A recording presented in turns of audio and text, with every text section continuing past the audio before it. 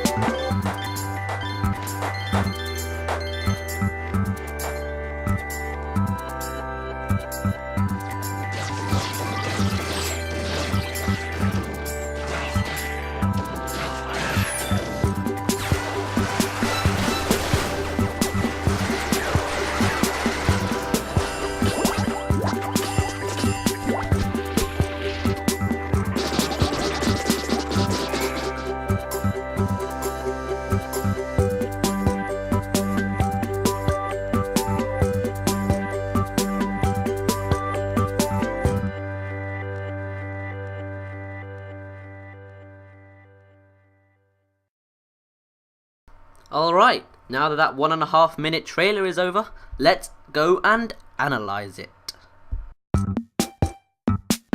What does really? You've interrupted before it's even started. What's wrong with you? Well, basically, I just wanted to say that overall, I just want to before this all starts, Nintendo Land is like a theme park, if you wish.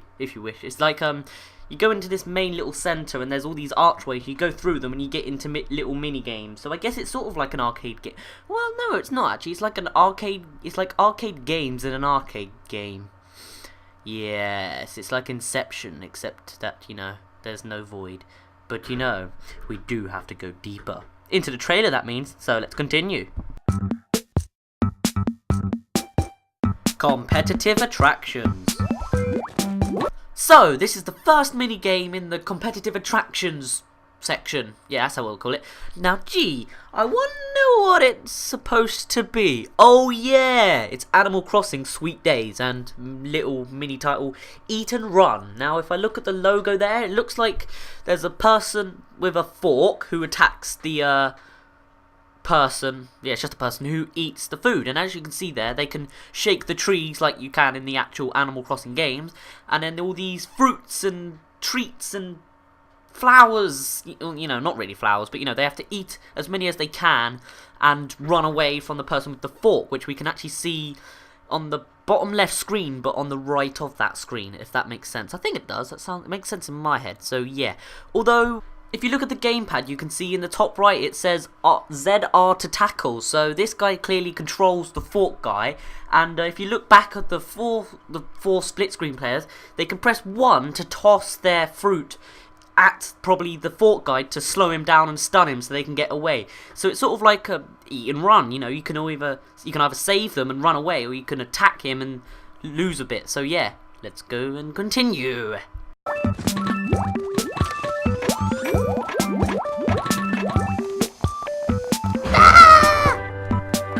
It's Luigi's Ghost Mansion, Haunting Hijinks. I think that's how you pronounce it. Now, where's the ghost? There he is. Clearly, the person on the gamepad gets to control the ghost, and he's invisible to everyone else. But what confuses me is, look in the top left. There's like a ghost counter, and it says 100. Which, what? Is that like how many ghosts you're supposed to collect? Because that would be a load. It's just like crazy. I don't get how that works. And this image is from just as the ghost captures the poor little Luigi impersonatory person.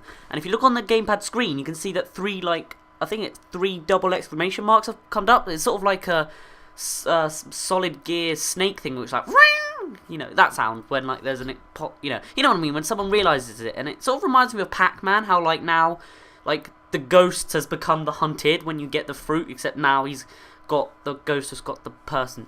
So yeah, alright, now I'm sort of babbling, so let's move on to the next image of still Luigi's Mansion haunting hijinks. This is the final image I'm going to be showing for the Luigi's Mansion minigame, and basically I'm showing that the Waluigi impersonator is actually dead on the floor, which is what happens after the ghost captures you. Change.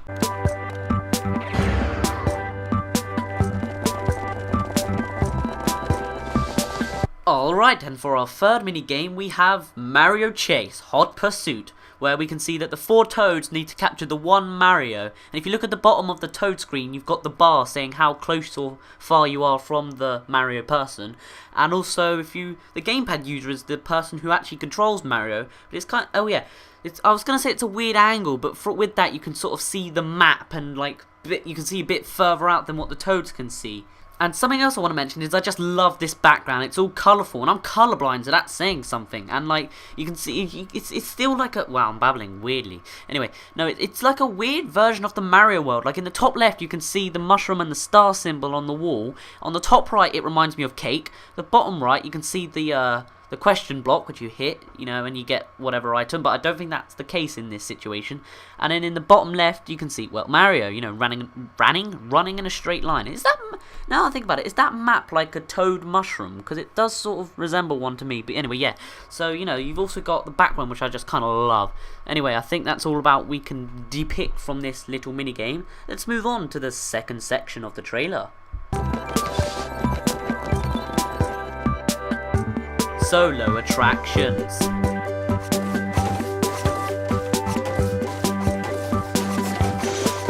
This is the first minigame of the solo attractions, Takamaru's Ninja Castle, Throwing Star Showdown. This game, I believe, is what they also used for the actual Wii U trailer, where you had the gamepad that was like, well, I don't know which way you'd say, is that vertical or horizontal, and they'd swing ninja stars at the trees. In the bottom left, we can see how many ninja stars you have left, but I don't get what's next to that, the scrolls. What do they actually mean? Because I looked through the video multiple times, I don't really get it, but in the middle of the screen we can see that's the player's health, so obviously they get hit, and the explosion is caused by the enemies being like grunts from Halo, where they literally just blew themselves up, unless you hit their bomb themselves, but other than that, there's not much to say here.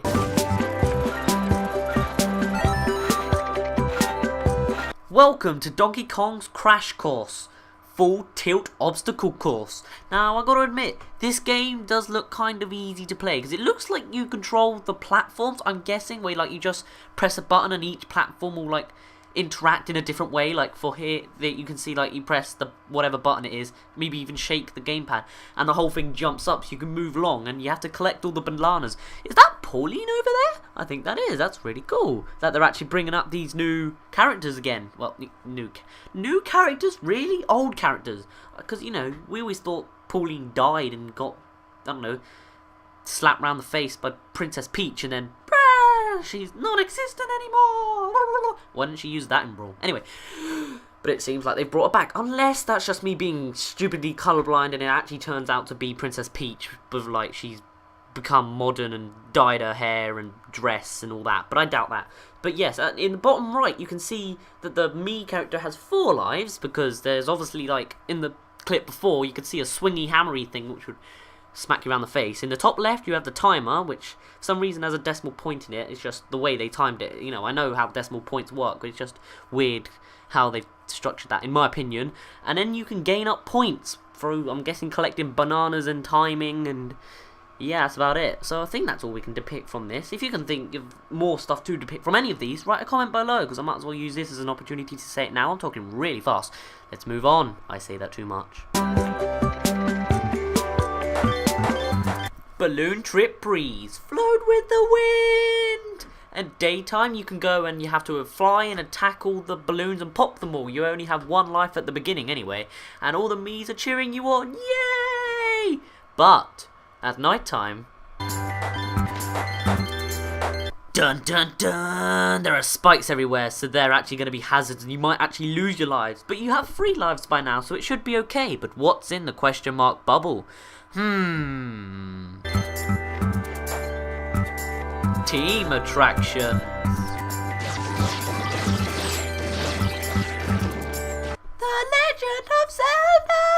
Battle Quest, archery and swordplay.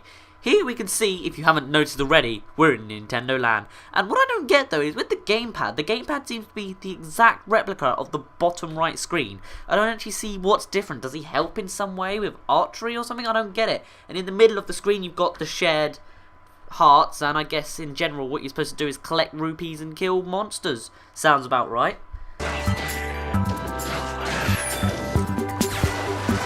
Metroid Blast. Deep Space Shootout. Now, I'm going to be honest here. I don't really know what's going on the full time, if that makes sense. Like, I can tell that on the left, the guy's, like, slingshotting into some sort of target, and the guy on the right is shooting a bunch of bad guys. But the guy on the gamepad, he's, like, in a spaceship, but he sort of I swear, he goes towards the guy on the left, and then he instantly turns around and goes back with a new number. Or, I mean, like, I don't know what it is. It's just my brain just can't quite focus on it. It makes me really like, what? I don't get it. So I'm going to just move on. I know I'm not supposed to say that word anymore, but I'm going to say it anyway. We're moving on into the next image of this same mini game. Metroid Blast Part 2. And this time I actually like it because I know what's going on. In the gamepad, the guy seems to fly down to the surface and actually hit like some sort of weapon thingy. It's like a mushroom that gives you an extra life, which is really cool. So I guess you can die in this game, but you respawn just like in Halo, except nothing like that. And the other two characters are shooting the robotic Ridley. Is that how you pronounce it? Ridley? Because I never played the Metroid series, so I'm a bit of a noob with that. But yeah, the guy on the right was actually doing some like front flips, and he was glowing green possibly as he was doing it, and then he was doing these awesome crouch positions. So yeah, but now it's time for the one, the only finale. It is, of course, it's Pikmin Adventure! Tame the Wilderness! Because as you probably know, I love the Pikmin series. If not, look at my other videos. But in this game, you can actually play as the Pikmin, and the gamepad user gets to play as the captain, but we've done that the whole time.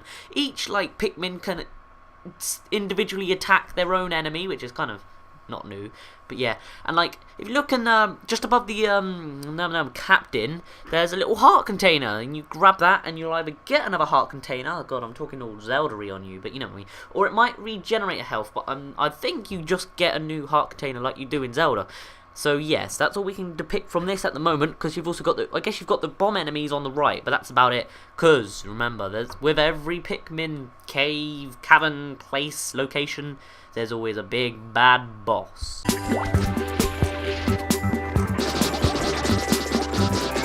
And here it is, the big bad boss. It is a massive robotic red bulborb. Wow, that sounded nerdy. The theme for this whole game at the moment, from this view anyway, seems quite robotic and toyish actually, with the little mushrooms in the background. And also, if you look in the top left, you've got the heart containers, and there's now 5 of them. I nearly said 4 because that would make me a noob at mathematics. And I think so that continually further continues. That makes more sense. That, you know, each heart you get gives you a new heart container. So yes, and also as you saw, the captain threw all 4 people / Pikmin at the same time, which is kind of cool, but I guess it's not really that special. But yeah, I just love this scene. It's like where you can see the bulb just like. And with that, we end the video, because now there's nothing else to talk about really, except the ending of the Nintendo Land trailer, but there's not really anything interesting there either. So I'm gonna end this off. If you've come from the main video thingy with like 14 annotationized videos, click here and you will go back to that video and see all the more stuff you can click. Unless you watch this on the day I upload it, in which case you're going to have to wait. Sorry, I haven't put the annotations up from the time I've actually recorded this video. I went to sleep, then went to school, then edited this video, so yeah. But anyway, I've been Daz. You didn't really care, because I just did the Nintendo Land trailer analysis. And I will see you in a bit. And by that I mean tomorrow, because I'll probably do Sonic All-Stars Transform Racing Game. I don't know the full name of it yet, but I'll find out. I'll see you in a bit for the second time.